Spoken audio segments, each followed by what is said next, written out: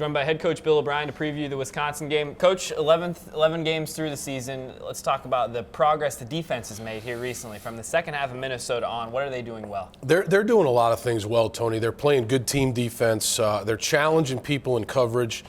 They're playing good gap control defense in the running game, and we're going to need that on Saturday. Wisconsin obviously is a running football team, have two backs that have combined for more than 2,000 yards. So we've got a big challenge there, and our guys have improved, and hopefully they'll keep improving on Saturday. C.J. Olanian is a guy who's made a number of plays on running plays and getting to the quarterback. What's he doing well, and how much has he developed since the offseason? He's an instinctive player. He's a long guy, meaning he's got long arms. He's a guy that can reach out and make a strip sack, which he did the other night.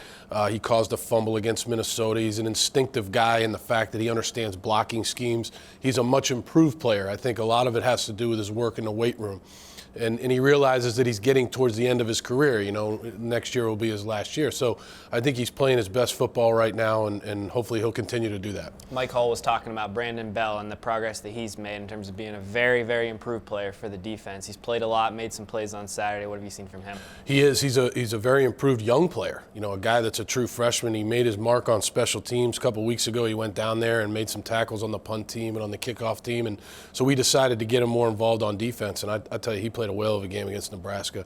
Had a great goal line stop there on the quarterback, and almost recovered a fumble there at the end to which would have won the game. You know, so he's another guy that's very instinctive, really good high school player, great kid, not very talkative, just a tough guy that practices hard every day. When you look at the offense, Christian Hackenberg, 11 games into his career, a lot's been talked about him, but talk about his game management skills. How much has he improved in that department? Yeah, there's no question that he's improved. You know, to me, he's had a remarkable year. You know, to come in here as an 18-year-old freshman with such high expectations and to be able to learn this offense and do the things that we've asked him to do, I think he's gotten better every game.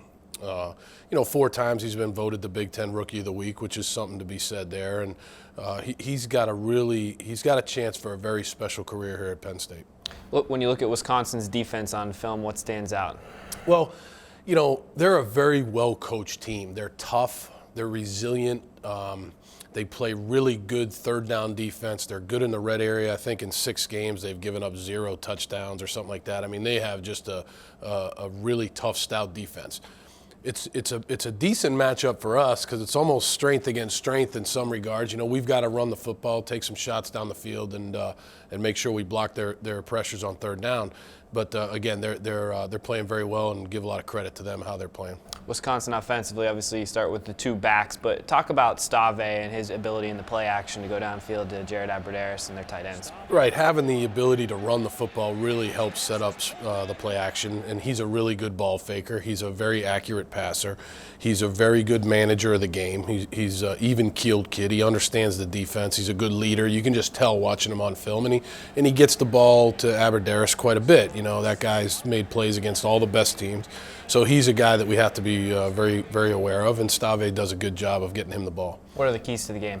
Well, again, I think, you know, defensively we've got to stop the run. You know, we've got to load it up and stop the run and make them beat us throwing the ball. You know, that's definitely what we have to do. And then our offense, we need to control the ball. We've got to convert third downs. We've done that at some points during the year, and other points it hasn't been very good.